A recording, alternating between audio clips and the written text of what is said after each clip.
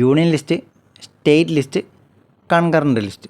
ഈ 3 ലിസ്റ്റുകളും എളുപ്പത്തിൽ ഓർക്കാനുള്ള ഒരു ചെറിയ കഥയാണ് ഇന്നത്തെ വീഡിയോയിലൂടെ പറയുന്നത്. ഇത് നിങ്ങൾക്ക് ഉപകാരമായെങ്കിൽ തീർച്ചയായും ലൈക്കും ഷെയറും ചെയ്യുക.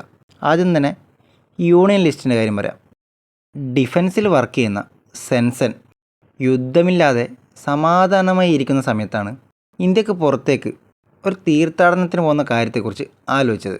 അപ്പോൾ വിദേശത്ത് പോകുന്ന കാര്യമായതുകൊണ്ട് പാസ്പോർട്ട് വേണം, വിസ വേണം, അത്യാവശ്യം കറൻസിയും വേണം.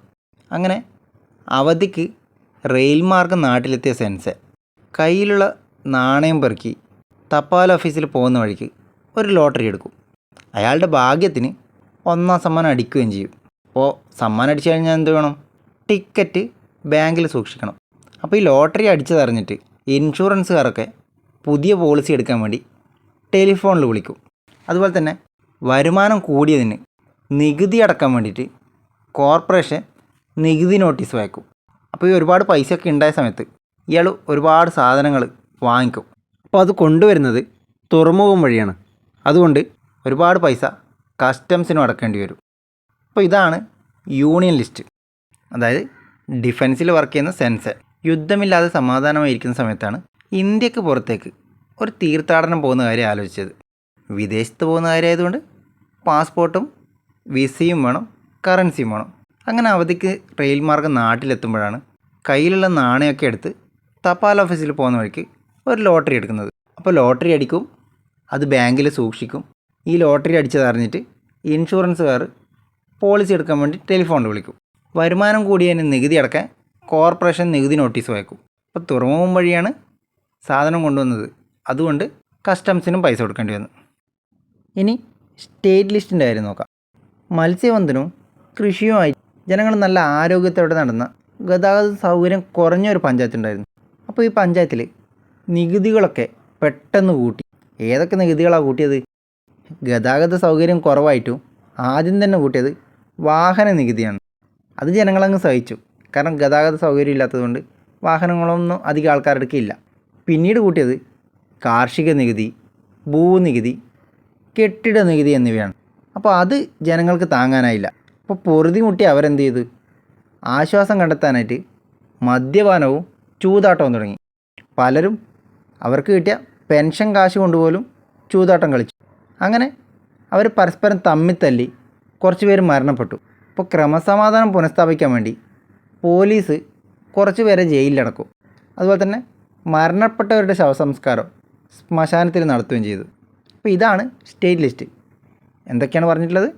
മത്സ്യബന്ധനവും കൃഷിയുമായി ജനങ്ങൾ ആരോഗ്യത്തോടെ നടക്കുന്ന ഗതാഗത സൗകര്യം കുറഞ്ഞൊരു പഞ്ചായത്ത്.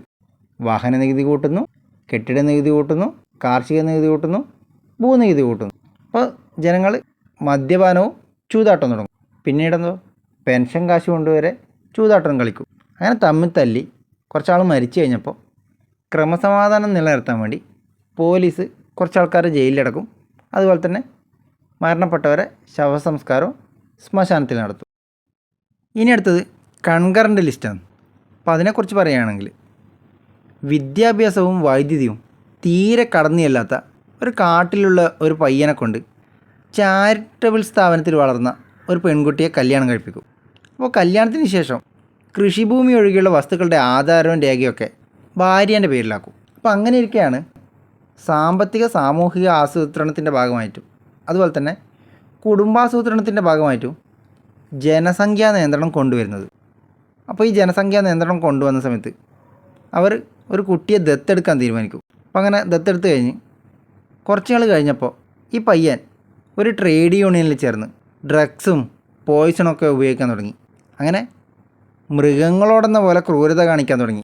അപ്പോൾ അങ്ങനെ തുടങ്ങിയപ്പോൾ ട്രസ്റ്റും ട്രസ്റ്റികളൊക്കെ ആയി ബന്ധപ്പെട്ട് ഈ പെൺകുട്ടി വിവാഹമോചനം തേടാൻ തീരുമാനിക്കും. അപ്പോൾ ഇവനെക്കുറിച്ച് അന്വേഷിച്ചപ്പോഴാണ് അറിഞ്ഞത് ക്രിമിനൽ നിയമപ്രകാരം തടവുകാരനായിരുന്ന സമയത്ത് വേറൊരു സംസ്ഥാനത്ത് നിന്നും മാറ്റിയ ഒരാളാണ് ഇവനെന്ന്. അവസാനം ഇവരുടെ വിവാഹമോചനം പുസ്തകങ്ങളിലും പത്രങ്ങളിലൊക്കെ ജനനത്തീയതി ഉൾപ്പെടെ അച്ചടിച്ചു വന്നു. അപ്പോൾ കൺകറൻറ്റ് ലിസ്റ്റ് ഒന്നുകൂടി പറയാം. വിദ്യാഭ്യാസവും വൈദ്യുതിയും കടന്നു ചെല്ലാത്ത ഒരു കാട്ടിലുള്ളൊരു പയ്യനെ ചാരിറ്റബിൾ സ്ഥാപനത്തിൽ വളർന്ന ഒരു പെൺകുട്ടിയെ കല്യാണം കഴിപ്പിക്കും. കല്യാണത്തിന് ശേഷം കൃഷിഭൂമി ഒഴികെയുള്ള വസ്തുക്കളുടെ ആധാരവും രേഖയൊക്കെ അവളുടെ പേരിലാക്കും.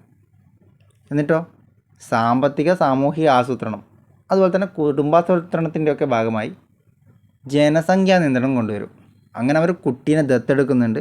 അപ്പോൾ കുറച്ച് നാൾ കഴിഞ്ഞാൽ ട്രേഡ് യൂണിയനിൽ ചേർന്ന് ഡ്രഗ്സും പോയിസണൊക്കെ ഉപയോഗിച്ച് മൃഗങ്ങളോടെന്ന പോലെ ക്രൂരത ചെയ്യാൻ തുടങ്ങി. അങ്ങനെ ട്രസ്റ്റുകളുമായി ബന്ധപ്പെട്ട് വിവാഹമോചനം നേടാൻ തീരുമാനിക്കും. അപ്പോൾ അന്വേഷിച്ചപ്പോൾ എന്താ അറിഞ്ഞത്, ക്രിമിനൽ നിയമപ്രകാരം മറ്റൊരു സംസ്ഥാനത്ത് നിന്ന് മാറ്റിയ ഒരാളാണ് ഇവനെന്ന്. അങ്ങനെ അവരെ വിവാഹമോചനം പുസ്തകങ്ങളിലോ പത്രങ്ങളിലൊക്കെ ജനനത്തീയതി ഉൾപ്പെടെ അച്ചടിച്ചു വരും. അപ്പോൾ ഇതാണ് 3 ലിസ്റ്റുകളും.